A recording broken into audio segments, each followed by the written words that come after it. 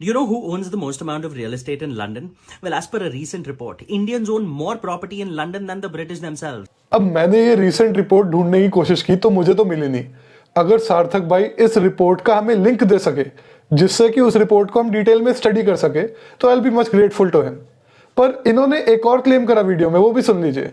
And if you thought London is the only place, look at the data from Dubai. The largest real estate parcel in Dubai is owned by Indians again. नहीं नहीं नहीं नहीं नहीं, Indians नहीं है largest real estate property owners Dubai में। मैं बताता हूँ इस कंफ्यूजन का सोर्स क्या है।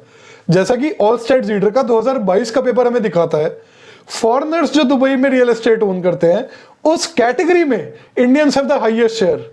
पूरी दुबई में नहीं, जो दुबई में विदेशी लोग रियल एस्टेट ओन करते हैं उसमें सबसे बड़ा हिस्सा इंडियंस का है उस कैटेगरी में, जो कि है 20%। सेकंड नंबर पर यूके आता है विद 10%।